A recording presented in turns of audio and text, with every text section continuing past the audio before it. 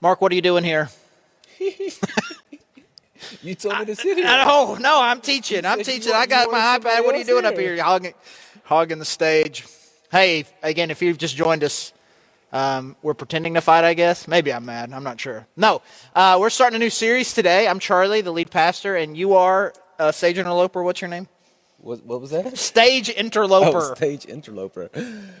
My name is Mark. Mark, executive pastor here at the Grove. And we've Mark's had this idea for a while that maybe we could do some team teaching. Is that what you called it? Kind of teach at the same time? Yeah, so while we're quarantining and everything's different, might as well just what's one more different thing? Might as well do something. Might as well do something different. Hey, so we're starting this new series, and a lot of it has to do with kind of some really weird Bible stories where what God does just seems a little off or a little weird, and it's the kind of stories where it'd be really easy to ask why. Do you have any why asker kids?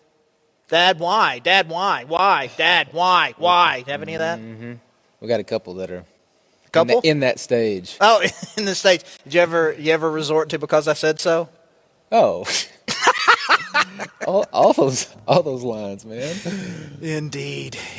Well, there's good reasons to ask that question. I mean, there's good reasons. Like you're trying to learn about God, and you're seeing something, and you're trying to ask why He's doing why. I mean, the bad part of it is when you're challenging God, which is I think why parents sometimes don't like it. It's like you're challenging authority, but then there's the why question that just kind of helps you try to understand. And I think it's a good thing that when we come across a passage or a story where what's happening doesn't really make sense, I think it's really healthy to ask those kinds of questions. You don't always get all the answers you want. You'll get some answers, but one thing you'll definitely get is it's going to expand your idea about who God is, about who you are, the way that He works in the world. And so I think it's really good. And I've seen this over the last few weeks, a lot of people asking why questions. You see it kind of in the hostile way that people really challenging God, that questions been asked for thousands of years. If God is good and is loving and He's all powerful, why would He let something bad happen? And then I saw something the other day. I'm not sure how much I agree with it, but I thought it was interesting. It says that only bad things can happen to good people, because if a bad thing happens to a bad person, that's a good thing. And that's kind of, I don't know anything. What do you think? I don't know what to make of that. Anyway, so we're asking these kinds of questions like, why? What is God doing? And so we're just going to spend some time over the next few weeks looking at a few of these stories. And the first one is actually the story of Job. And the story of Job's a real interesting one. I don't know if you know anything about this story.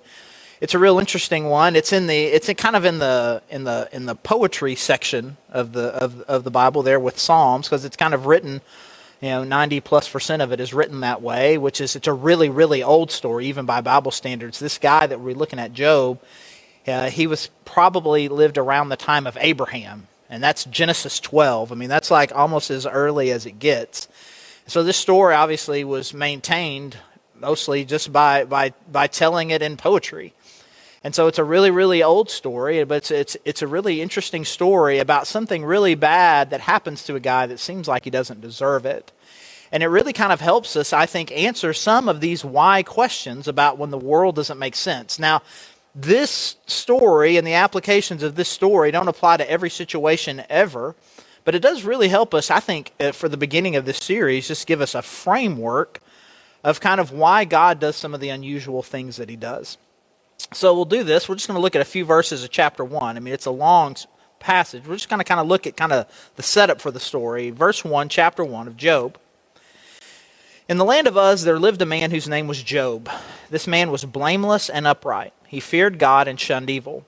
He had 7 sons and 3 daughters, and he owned 7,000 sheep, 3,000 camels, 500 yoke of oxen, and 500 donkeys, and had a large number of servants. He was the greatest man among all the people of the East. His sons used to hold feasts in their homes on their birthdays, and they would invite their 3 sisters to eat and drink with them. When a period of feasting had run its course, Job would make arrangements for them to be purified. Early in the morning he would sacrifice a burnt offering for each of them, thinking, "Perhaps my children have sinned and cursed God in their hearts." This was Job's regular custom. One day the angels came to present themselves before the Lord, and Satan also came with them. The Lord said to Satan, "Where have you come from?" Satan answered the Lord, "From roaming throughout the earth, going back and forth on it." Then the Lord said to Satan, "Have you considered my servant Job? There is no one on earth like him. He is blameless and upright, a man who fears God and shuns evil." "Does Job fear God for nothing?" Satan replied. "Have you not put a hedge around him and his household and everything he has? You have blessed the work of his hands, so that his flock and herds are spread throughout the land. But now stretch out your hand and strike everything he has, and he will surely curse you to your face." The Lord said to Satan, "Very well then, everything he has in your power, but on the man himself do not lay a finger." Then Satan went out from the presence of the Lord. Totally normal story, right? Oh, yeah. It's totally normal. Nothing weird there. I don't even know why we picked it.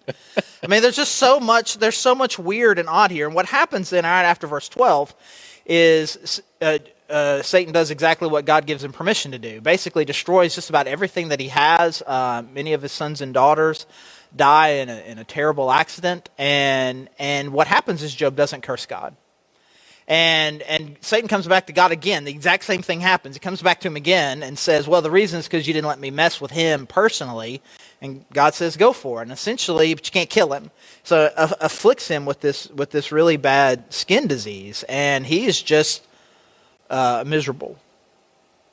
And what we see in the entire book of Job is kind of his journey of processing all of this, processing with his friends. And we'll talk about a little bit more of that at the end. But there's just a lot of questions here. Mm-hmm. There's a lot of questions about why this would happen, the details of it, like what's God doing? Why does this happen to Job? Who is Satan and who turned him loose? I mean, there's just a lot of weird things here. And so we'll just take a few of these one by one. We're going to answer a few of the questions that you probably have about this story. We're going to answer only a few of them, and we're going to answer them unsatisfactorily. So it'll be really good. You'll enjoy it. So the first thing that it jumps out to me, the very first one, it talks about Job. It says that he's blameless and upright. That doesn't make sense to me, right? Because what we say is that all have sinned and fall short of the glory of God, and we spend a lot of time talking about that he's a sinner. But it's saying that he is blameless and upright. What does that mean? And how does that play into the story? Yeah. I mean, and it's huge because it happens twice. Right here at the beginning, these few verses. It says that he's blameless and upright, and then God comes back, and He says of Job, he's blameless and upright, and shuns evil. Yeah. That was worded. Yeah, I think that's how it was worded. Yeah. So in the context of the story, obviously, it's not that he's saying that he's perfect, but that there is no blame can be placed against him. So all of these bad things that are getting ready to happen, it's not as a result of something that Job has done, which a big part of the story comes back, and his buddies come along, and that's what they do. They say, "Hey, it must have been something that you did. Hey, was it this? Was it this? Was it?" And Job continues to say, "No, there's nothing that I did that deserves this." And it's interesting. Most of us would not say that we have adopted that Eastern idea of karma, that what you do, if you do something good, then good things come. If you do bad things, then bad things come. But in truth, most of us, we do kind of adopt that. If I could disagree with anything that you've said so far, it would be that you don't think that we wouldn't call it karma. We do, but we do think that way. We think the same way that these guys and what his friends come along and say, and it's easy to assume, because we do know that good things, if you do good things, that there are rewards to those good things, and there's obviously a biblical truth there. If you sin against God, disobey Him, there are consequences to those sins, and that's true. But what happens not just in this story, but when we look around us, we see that that's not always. That sounds like justice to us, but that's just not always the case. many times, and in this case of Job, you've got Job is blameless, and yet these hardships and trials are about to come upon him. Yesterday I was talking to my teenager Brennan, and yesterday felt like one of those days for me. I don't know if God was doing that, so I would think about this more today. But I just had a Saturday that started out really great. Woke up a little bit earlier than I would normally wake up. Started to read the Bible a little bit and pray, and had this really sweet time with the Lord in the morning. And it just felt like, this day really started off right. If any day, I'm living right. If any day would be the day that things should kind of go my way, it would feel like it should be today. And by about 11 o'clock, everything that could have possibly gone wrong went wrong. And Brendan and I are standing there beside one another, and I'm like, man, you know what? We've been studying Job. We're going to talk about Job tomorrow. And it just feels like I didn't do anything for this not to go my way, or for this. It feels like if any day would have been a good day, it would have been today. But that seems like justice. But obviously, God's just doing something bigger. Yeah. Yeah, like you said, the principle is true that if you do good things, typically good things happen. If you save your money, and when you need it for later, something good will happen and you'll need it. And if you do harm to somebody, you go to jail. There are certain principles, but not everything in the world works that way. Mm-hmm. But I think because there are some things that don't work that way, I think that's what really confuses us. The times that it doesn't. Yeah, and what do you do with that? Because that doesn't seem like justice. It seems like something's broken. Like it should be A plus B. It feels like it should be that way. But yeah, it makes me. You just said we're not going to answer all the questions sufficiently, and that's what Job. There's so many things about the way our God works that is just hard for us to wrap our minds around because He is God, right? Yeah, and that God has something planned for us that is different than I'm going to reward good and punish evil. Every now and then, and here's the best example of it. He's got another agenda going that has that bad things can happen, not because of something that you've done. Mm-hmm. So he wasn't perfect, but God's making it very clear. What's about to happen to this guy is not a consequence of anything that he's done. Which, when you think this is like the worst things that can happen to somebody, and it have nothing to do with what he did, that's crazy. Well, this next part's crazy. Yeah, and this is what we got. We got the devil. And here's the thing I'm confused about. Is God holding court? And angels are just giving reports back to him. Angels are just kind of walking back and forth. And in the midst of this, Satan's strolling in there. How does he even have access? We're not going to answer that question, so don't worry about it. How does he? Why is God allowing this? It just seems odd. And God asked him. He's like, "What are you doing?" What does he say? God says, "Satan, what have you been up to?" Just roaming around. And then God says, "Have you thought about Job?"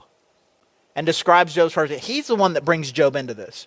Job was fine living his whole life. Satan either hadn't noticed him or whatever. And then Satan comes in, and he's like, yeah, I know about Job, but the only reason he likes you is because of this. You've built this hedge around him. He describes this hedge. And the interesting thing about that is the way he describes a hedge. He's obviously not talking about gardening. He's talking about this level of protection that God has placed around him, which is interesting because it tells us one thing about Satan, is that Satan is not all powerful. And it also seems to demonstrate to us that God is protecting those whose hearts are his from Satan.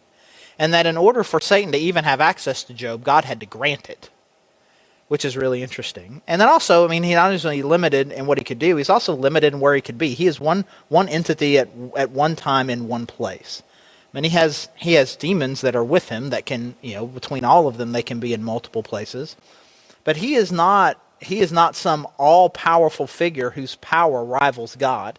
In order for him to do the things that he did, he needed permission from God, which again answers one question, but brings up more.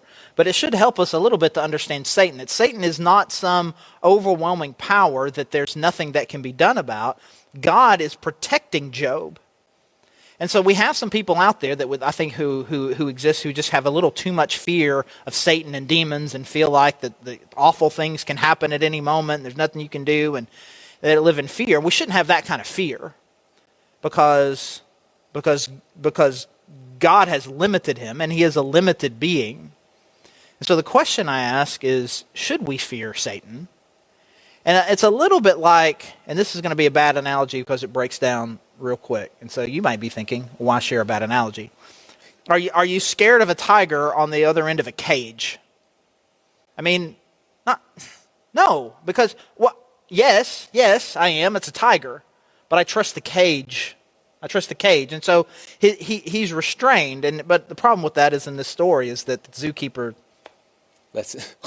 opens up the gate, which has another level of problems, which I think actually we will address at some point. But it has been really encouraging to me that there was a hedge and there was blessing.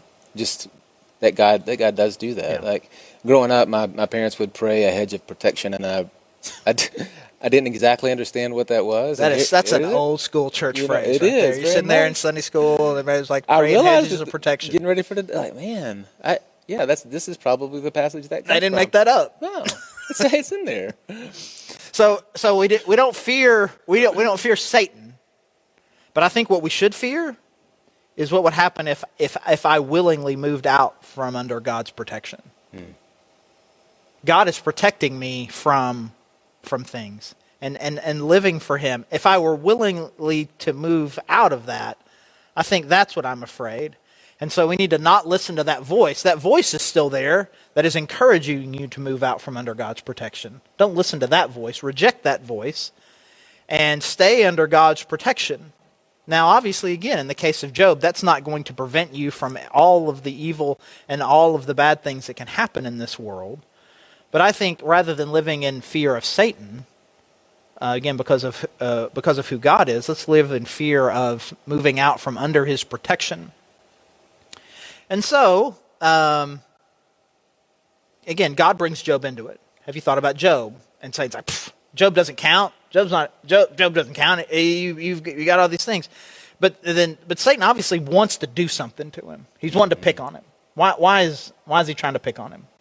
Well, I mean, but this wasn't a far-fetched accusation that this Job might, have his affection and love towards God because of the things that he gets, the things that God has given to him. That that's really the accusation that Satan makes, and Job's a good one to pick on, right? Because he's got all the things, the thousands of animals and all the goods. And that's also really, for us, that's something that we have to really check our hearts on, and you start to see into God's bigger purposes with what's going to happen here with Job. Is his affection for God just because of the things that he's been given? Is he a gold digger? That's that term we use for when somebody's just in the relationship for what they get out of it. Is Job just that? He's got God's protection, he's got all of God's gifts. Does he just give him love because of the things that he gets? I remember, you ever heard that ACTS method of praying? Mm-hmm. I remember in college, somebody challenged me with that my prayer life should be adoration, confession, thanksgiving, and supplication. And the first time that I tried to pray that way and actually take some time just for adoration, just for praise, and have to kind of push off to the end where I was giving thanks for the things I've been given, where I was asking for things that I wanted or wished that God would do, and I just focused on who he is and his purpose and his grandeur. That was really, really challenging to me, and I realized that a lot of my prayer life before that had just been about asking him for things, and on a good day, giving him thanks for the things that he had done. And how much of my relationship it really did kind of seem that way, not just in awe of him. Something else I was thinking. I remember being on a trip one time, and this crazy big thunder lightning storm came up, and just sitting back in awe at how big this God was and how wild. You know that Narnia quote that he's a lion, but he's not a tame lion. Don't think that he's tame. He's not asking is the lion safe? Yeah. He's not safe, but he's good. Yeah. Yeah, and he's not he's wild. And so just being in awe of him for who he is and not just the things that you get. So, I mean, Job's sitting in a spot where he's definitely got the blessing of God upon him. So this accusation, I could see Satan making that accusation of me. Yeah, Mark loves you, but does he just love you because of the things that you do for him? And God buys into it. And not buys into it in the sense that that's what he thinks is true of Job, but he's like, okay, let's see. I mean, obviously God knew what was going to happen, but again, it's the fact that God is willing to engage Satan on this. He's like, get out of here, shut up, leave me alone. Well, like, he brings Job into it. And again, here's something I've noticed. Can we have confession time? This may be stressing out note takers and maybe stressing out our slide people. I'm totally just skipping over what the slides are supposed to say. So basically, what we've said is that there's no karma at play. Mm-hmm. This is not about we do something bad. The devil's not to blame. I mean, the devil is. I mean, he's active. He's doing stuff, but I mean, it was God had to release the hedge in order for it to happen. And then there's not some far-fetched accusation, right?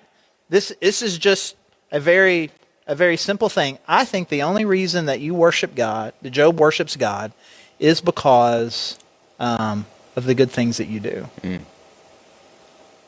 Now, if that's enough to trigger something bad to happen in your life, the only thing is that the only thing that can trigger something bad in your life is for you to just simply have an attitude that says, I love God for the good things that he does for me. Yikes. I mean, but it's like, it doesn't make sense. It still doesn't make sense. That shouldn't be enough to have triggered all of this. And so then the big picture question is, but why would God allow this to happen? I still don't feel like that we've come up with a sufficient reason. I mean, obviously, the fact that there's, he hasn't done anything bad, that's the only thing that makes sense to us. So that's not involved. So that's not a good enough reason. Can't blame the devil. Well, the devil's just bad and has kind of this unrelenting bad on the world. That's not what's happening here. Again, the accusation wasn't anything out of the ordinary, but just a pretty normal thing. I like my dad when he does nice things for me. I like my mom when they do nice things for me. I like God because he's a good God and he loves me and he's good. It still doesn't feel like enough. And so the question really is, like, why? What does God gain from this? Why would God get involved in this at all? I mean, obviously God had some reason for his purposes. He thought it was important on some level to do this. And then what does Job get from this? What does Job gain? What is the purpose of this in the life of Job? Because the way that this story plays out is all of these terrible things happen to him. He loses just about everything that he owns. And he loses a significant portion of his family. And then ultimately kind of gets cursed with this illness. And then what happens is he has 3 friends. Maybe I should put the friends. 3 friends come by and basically just tell him that really you just need to confess your sin. You did something terrible. The only thing that makes sense, again, is the karma principle. That's the only thing that makes sense, and you should just confess and get this over with. And they're just essentially just berating him, and Job just keeps answering back and gets more and more frustrated, gets more and more angry. Then finally this other dude comes along, and what he's saying makes a little bit more sense, and is just trying to turn it away from even about Job at all and turning it back to God and making it just about God. And Job's continuing to get frustrated. And then finally God enters the scene. And Job starts to ask the why question and gets really frustrated about what's happening. And God has a really interesting answer to that, which is essentially, tell me, because clearly you know so much, you're real smart, you were there when I created whales. What was that like? What was it like when I hung stars in the sky? Can you tell me, how did I do that? How did I make everything straight? Did I have a ruler? Did I have a level? How did all that work? Please tell me. Yeah, that's my favorite part. Sarcastic God. That's what you like. Man. That's what you like. Smack talking sarcastic God. That's your when favorite he says, part. "Hey, well, let's do some snow for me, Job. Do some snow. Let me see. Do that. Don't say that. We are not encouraging anybody to do snow. My word. Was this a good idea? We'll have to evaluate. Was this a good idea or not? Make snow. Making snow flakes is what Mark was saying. Go ahead. I'm sorry. Should I have let that go? Yeah, Probably. Probably so. Okay, so it seems to me that God cares about a couple of things pretty strongly. And we see that in his answer to him when he's like, were you there when I did this? Were you there when I did this? And we see this in kind of in what happens with Job in the end. God rebukes him. And Job kind of realizes in him that a little bit it was true, that I only love God for what he's done for me, rather than who he is. And so that gets exposed in his heart. It gets exposed in his life. And we begin to realize that God really seems to really care about a couple of things: his glory and your character. And that what God is interested in, because he is this glorious, perfect, holy being, he is bringing, he wants glory, he wants worship, he wants praise. That's why we were created. We were created to do that. That's why we're here today, to worship him, to praise him, to honor an awesome, all-powerful creator God. And that's what God wants. And God wants our character to be better. Our sin is actually an affront to that. It takes away from God's glory. And it's damaging us. And even though Job was this upright, blameless guy, there was still a little bit in there. And that little bit that was in there, God wanted it out. And in the process of getting it out, in the process of interacting with Job, in the process of rebuking Job's friends and his companions, all throughout this, what God demonstrates and what God talks about is how incredible and awesome he is, and how overwhelmingly important it is to root out any sin that might be in us. And there's these metaphors that you use all throughout the scripture. And one of them is refining. And it talks about how that God refines us, and when we use that like it's a positive term, when it's actually a horrible term. And basically what it is, you've got a piece of impure metal, and in order to get the impurities out, you have to put extreme heat and pressure on it to basically it loses all form of itself. And then the impurities rise to the top and they get scraped off, and then it reforms into something completely and totally different. Now that's great if you're talking about making pure gold. But if I were going to say that that's what's going to happen to you, that's terrible. That God is going to have to put you in pressurized situations where you'll be completely unmade, so that the worst parts of you will rise to the top and be scraped off, and then you will be reformed into something more pure and better. That sounds good at the end. But it is a really hurtful process. And God is willing, apparently, to expose us to things that are not our fault, that are incredibly hurtful, in order to demonstrate to Job's friends, to Satan, to Job, and ultimately billions of people in the thousands of years since then, the overwhelming power and holiness, and to refine and reshape Job's character in his life. So I don't know how much you've been asking the why question. I mean, I know people have been asking it to me. I'm sure many of you are asking the why question. Why would this happen? And we can't really speak to exactly all of God's motives as to why he would permit something like this to happen. But I can say this, what he is most wanting for you is to be focused on his glory, to be focused on how awesome and incredible and powerful God is, and let God do the refining work in you. It's happening. We are being unmade.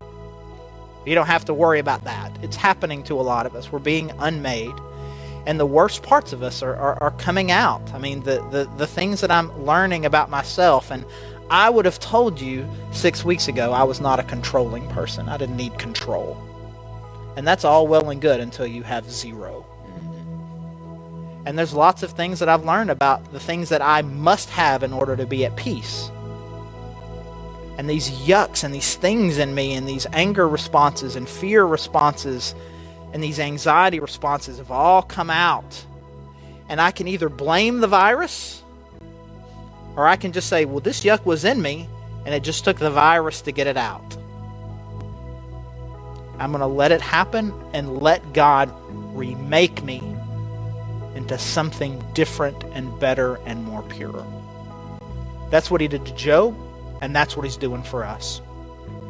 So we're going to continue in worship in a little bit, and then after that, you're going to come back up and lead us in communion. So if you have elements for that, I encourage you to get that. We'll do that, continue to do that together. It's been a value of ours for years to have communion available every week, and so we're trying to figure out what's the best way for that to look here. Is it just encouraging to do it on your own during worship, or to lead it together? We've haven't really done much leading it together, so we've been doing that the last few weeks. Want to continue that, and that gives us an opportunity.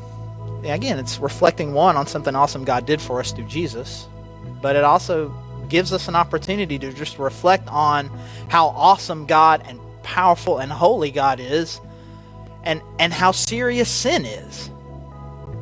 And so let's take some time and reflect on that in worship. Let's as we struggle, as we're getting unmade, let's spend some time just thanking God for that, because of what it's showing us about him and what he's going to ultimately do in us. So let's worship together.